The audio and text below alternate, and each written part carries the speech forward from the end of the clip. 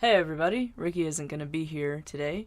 I'm his assistant, Aaron Bradley, and this is my podcast, Unidentified Flying Podcasts. So on today's episode, I'd like to talk to you all about the possibility of aliens already being here on Earth. They are using our solar energy. They're using our Hey, sorry gas I'm late. I was just... What the fuck are you doing? Are you trying to fucking do that goddamn unidentified flying podcast bullshit again? Bullshit. I told you once before. I told you again. The only aliens on Earth are the fucking Mexicans that Donald Trump's gonna take care of. Get the fuck out of my seat! Oh, God. Get out! Get out! Go make sure fucking Kirk Trentwell is gonna be here or some shit. Yes, sir. Yes, sir. And don't forget to pick up the fucking Taco Bell.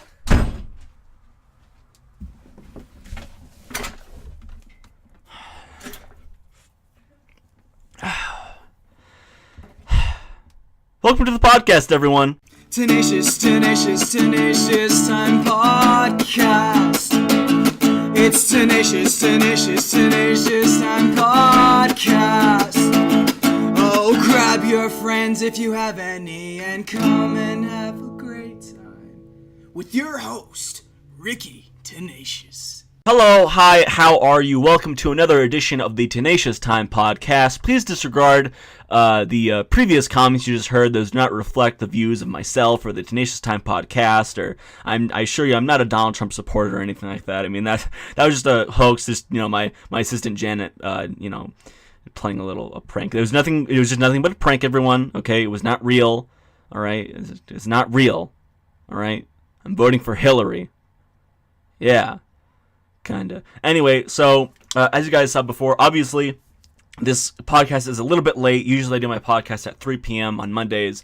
I was really, really busy. I know I probably should have just pre-recorded this episode, which I did, but unfortunately I just really didn't like the way it came out.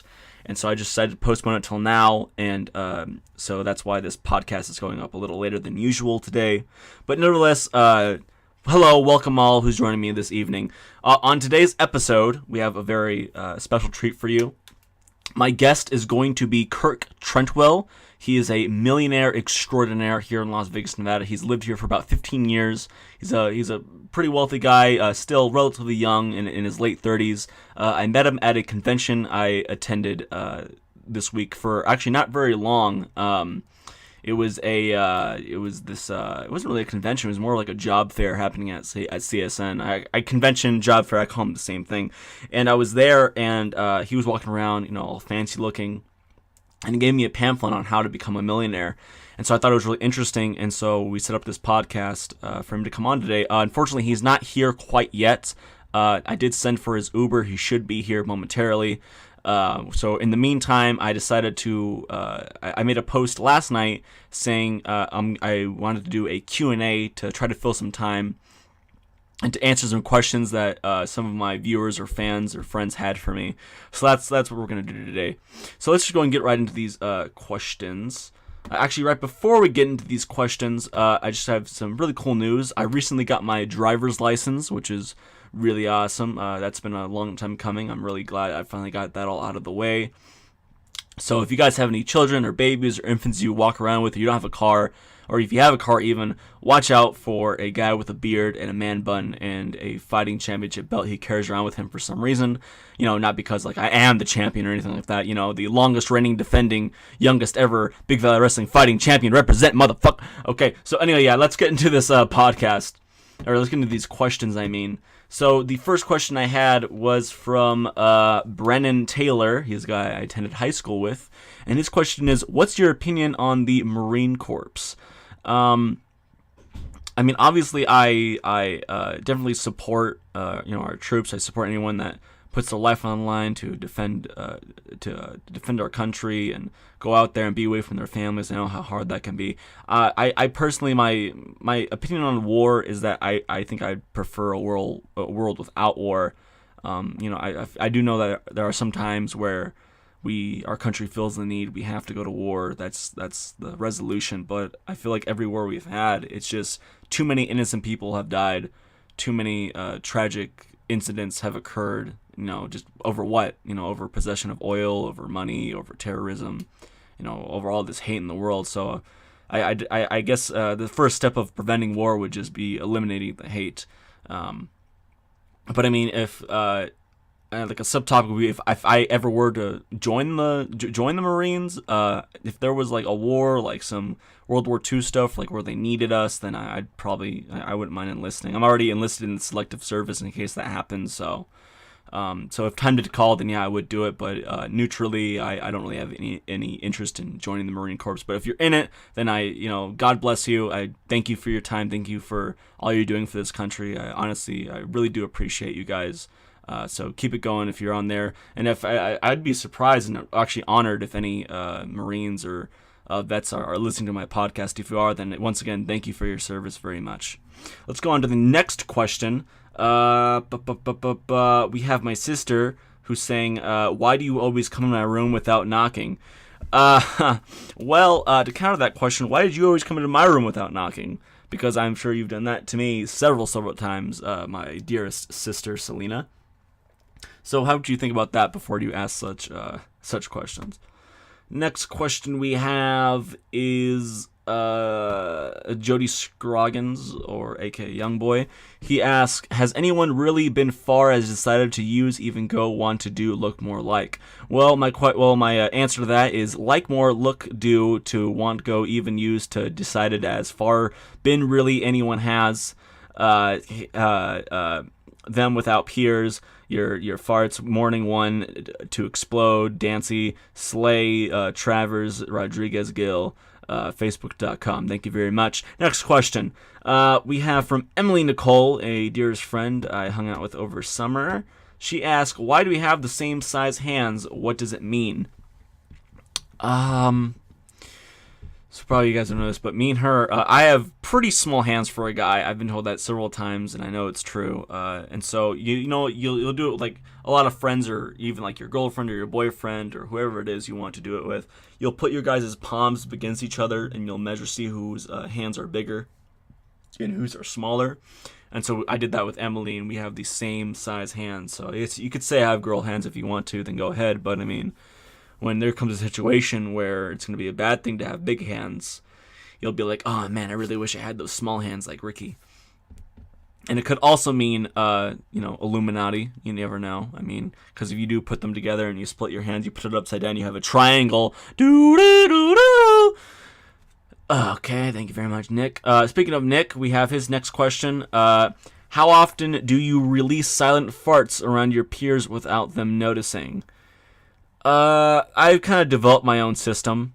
Usually, especially if I'm in class, I'll wait for like an audience applause, or I'm old enough now where I can know enough about my gas. So if I want to release like a silent one or whatever, I'll know it's going to be silent. If I know it's going to be really loud, then I'll try to hold it in, or just wait, or kind of let it out piece by piece. Just little like one little wink at a time for my butt. Speaking of a story from that, I remember I was in second grade, and I was sitting next to this girl because we sat in groups in elementary school, and I dropped my pencil, and so I bend over in my seat to get the pencil, and I released like the most epic fart in front of this girl, and it was so bad. Oh man, it was so embarrassing.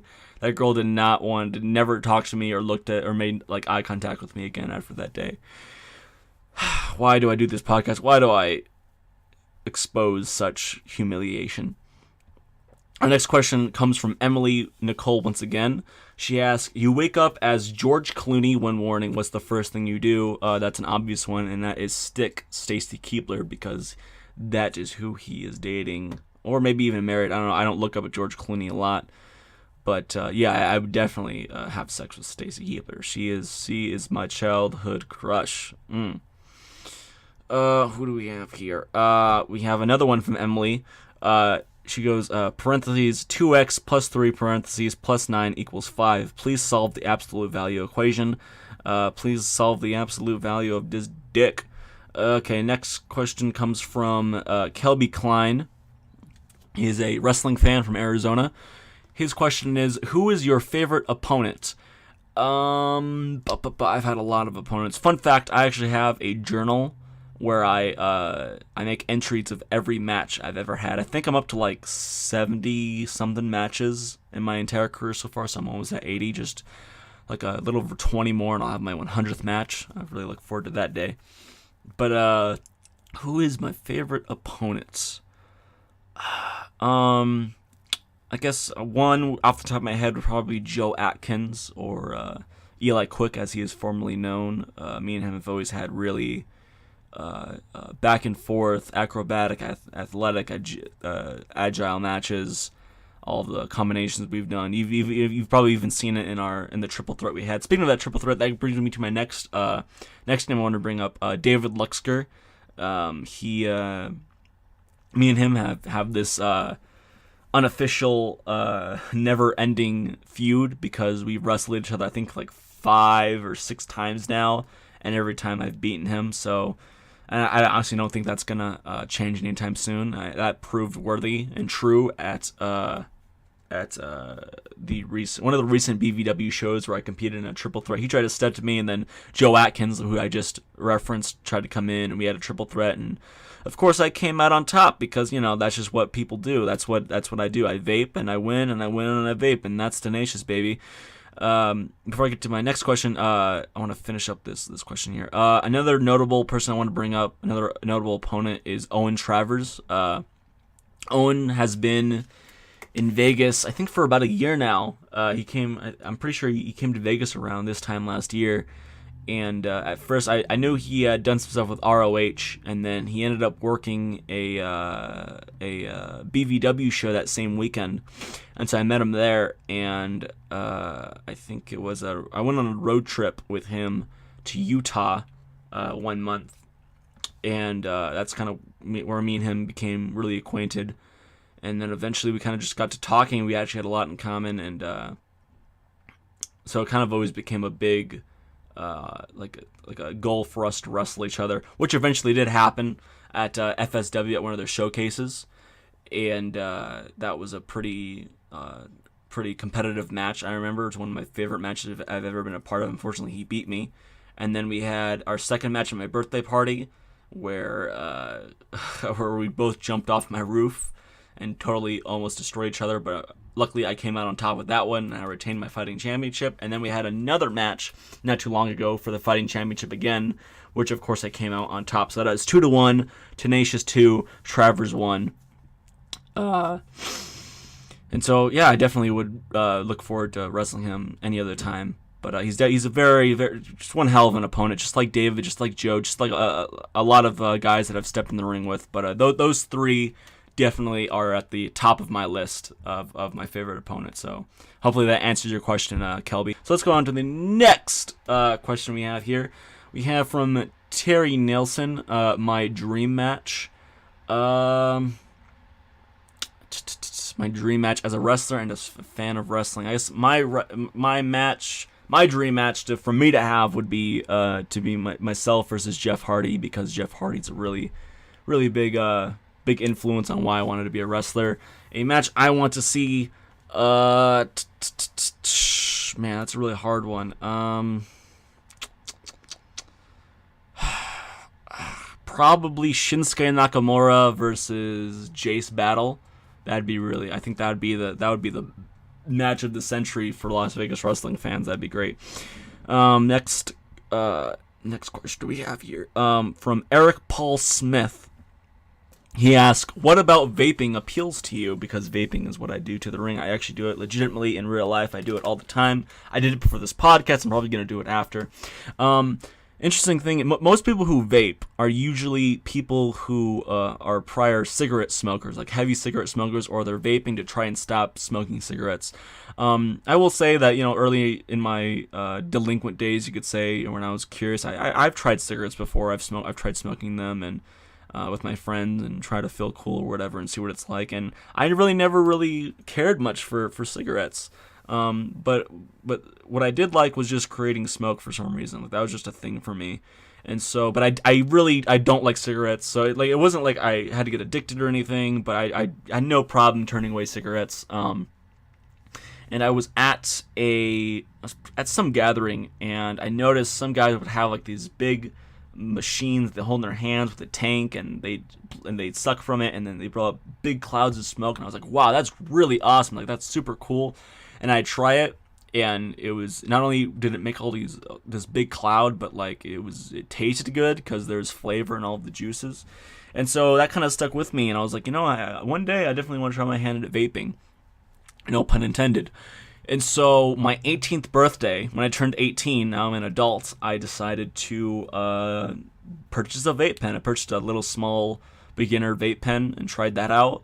And then I eventually moved my way on up to more heavy-duty vape pen, and I do it daily. So at first I was just doing 0 nicotine. I still do 0 nicotine now. Sometimes I'll do 3 nicotine if just because usually there's more flavors and with higher nicotine, and like, I don't really feel addicted or anything. Like, there's been times where I've put down the vape for a week or two just because, like, I didn't have any batteries, or because sometimes I'll be so busy sometimes I won't even have time to vape, to just sit down and vape, other than, of course, like when I wrestle. And then I incorporated it into wrestling just because I felt like it was something no one was really doing. I mean, I know Christian Cole would do it every now and then, but he's a manager and I'm a wrestler, so that's where it kind of differentiates. And I just tried it, and some people really liked it, some people really hated it, but either way, it's my thing, and I'm doing it. I'm still going to be doing it till today and at the next show. And so I like to say, vape on, and that's pretty much what, I guess, to answer Eric's question, I guess it's just the flavor mainly is what really appeals to me. I like the flavor, the social appeal to it, or social gain I've had from it. There's a lot of people at my school that vape, and we just sit in circles and talk about that. And vaping is a big community now, so that's definitely a larger area of people that I can promote my my brand to. So next question we have here, which faction, this comes from George Elias, which faction would you say was the most influential in pro wrestling, and why? And he gives me the options of 4 Horsemen, NWO, or DX. Man, I can't exactly put my finger on it, but for some reason this particular question, this actually reminds me of when I was a little girl. One day I went fishing with my father. I remember it was a bright, sunny day, and the seagulls looked like delicate little clouds. My father said we had to buy some bait first, so we went to this little shack underneath the boardwalk. There was this old immigrant man with a scar across his face and horrible yellow teeth. My father told him we needed bait, and the old man opened up a big can, and my father told me to look inside, and I did, and there were thousands and thousands of worms, and they were squirming and crawling all over each other with their blind faces just staring right at me. I started screaming and then running down the beach, just trying to get away from those blank faces looking at me. Hey, we're recording. Oh shit, we are. Okay, yeah. Anyway, so we're just gonna go on to the next question in that case. Okay, we have another question from Eric again. He asks, what is my favorite play? My favorite play is Avenue Q. I love Avenue Q. It's if you don't know what that is, it's a show with puppets, and it's about this guy who just moves into this neighborhood, and it's kind of like a play on Sesame Street and other kid shows, but it's actually immensely inappropriate, but it features some really awesome songs, stuff that I've sung with my good friend Sylvia all throughout high school, and we still do it today, and we can just do it off the bat, and it's just a really fun play. It's definitely a play I'd love to be a part of one day. Susan asked, so why did you and your boyfriend break up? Funny you asked that. You probably asked me about that so much because you don't have a boyfriend yourself. Let's see, next question. And by the way, no, I'm not gay. Not that I have any problem with anyone being gay. Ashton asked, if you had to choose one wrestler to overthrow North Korea with, who would be the chosen one?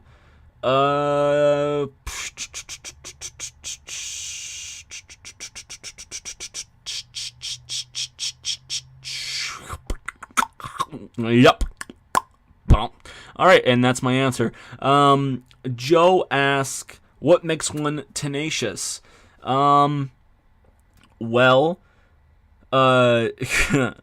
tenacious, for those of you who don't know, basically means to not easily give up, not easily be be bothered, or just it basically means just not to give up. Like, for example, if you have a root in the ground and you're trying to pull it out, then you will not stop. If you're tenacious enough, you won't stop until it comes all the way out of the ground.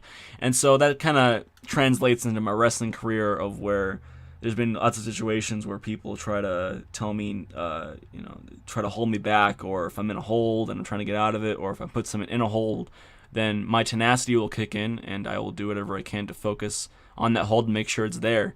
It's all about the present for me, live in the now, pretty much.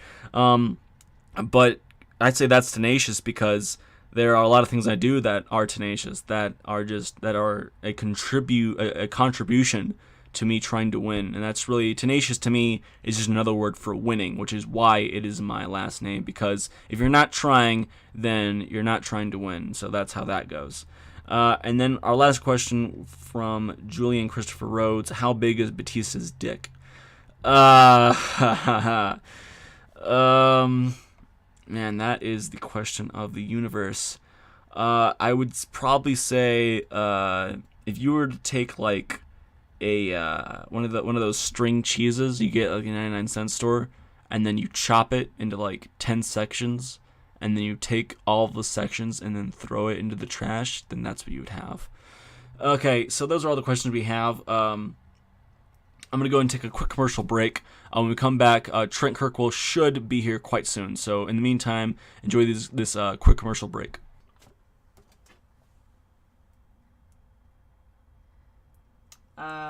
Ricky, we don't have any sponsors. What? We don't have any commercials. What do you mean we don't have any commercials? We don't have any. Are you telling me I'm just sitting here with my dick in my hand right now? Yeah, it's kind of not how it works here. Wait. I thought if you have a podcast, like you just get sponsors. Like, you telling me I have to actually go get those? Yeah, you kind of have to. Wait, are we live right now? Yeah, we're live. So all the viewers can hear what we're saying. Yeah, just about. Well, what the fuck are we supposed to show? Let me see here.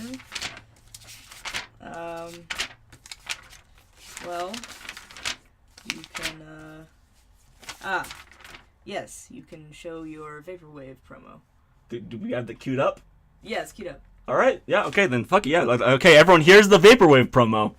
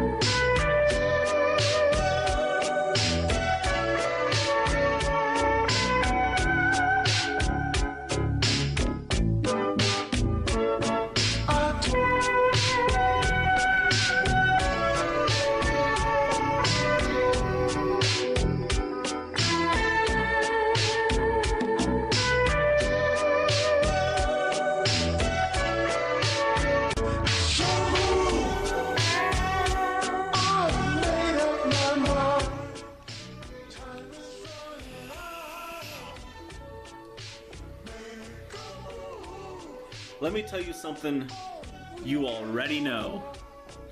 Big Valley Wrestling's stick to your guns.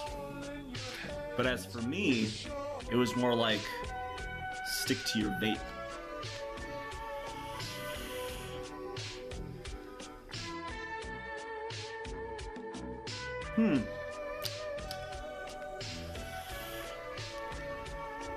This new juice tastes funny. Oh, I know why. Because I jammed it down Leon Hader's throat. Leon, you call yourself and the other people that like to consider themselves a player. You walked into our match expecting to play games. Well, Leon, it's not about the game. It's how you play it. When I come to the ring, I don't play checkers. I play chess. And when the ref counted 3, check bait. And while you're still over here telling everyone to put their hands up, and they stay there so they can pledge allegiance to the Vape Nation. I am the Big Valley Wrestling Fighting Champion. I am the reigning Big Valley Wrestling Fighting Champion. And I am the forever will be Big Valley Wrestling Fighting Champion. And as Big Valley Wrestling's Devil's Night draws nearer, I assure you, in this time of Halloween,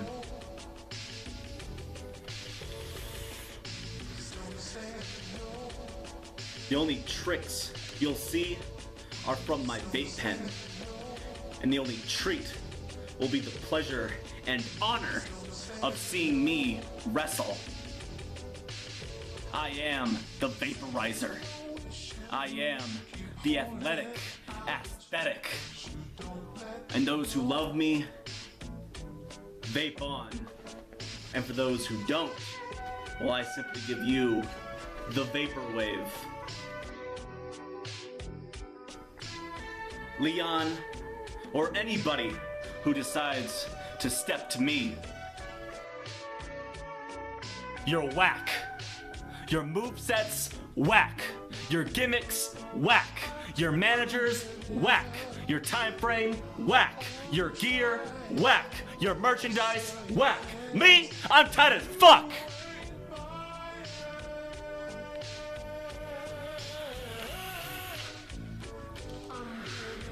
And that's tenacious.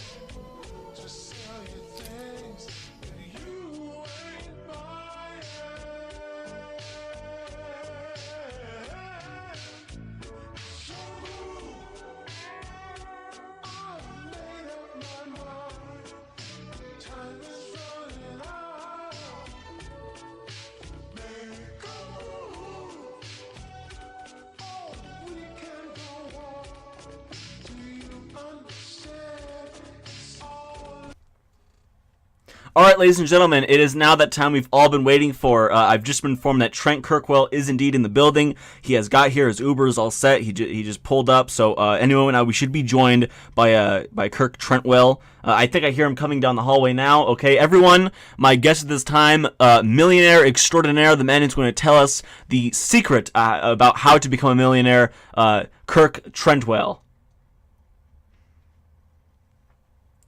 Any moment now. He will be here any second now. Ricky. What? He's not coming. Wait, what? He's not coming. You sent the wrong address to Uber. Wait, what the fuck? What? What do you mean I sent the wrong address to Uber? Are you telling me I've been hyping up this millionaire the whole time? This guy I spent money on to bring here, and he's not going to be here. No, he's not going to be here. So this whole podcast has just been a huge dilemma, just a huge waste of time. Yeah, basically. Mother. Thank you if you're still listening. I try my best not to bore the people that listen to our thoughts. Tenacious Time Podcast. Oh, grab your cat and your friends and have a great time. Forget about the voices that tell you to commit suicide.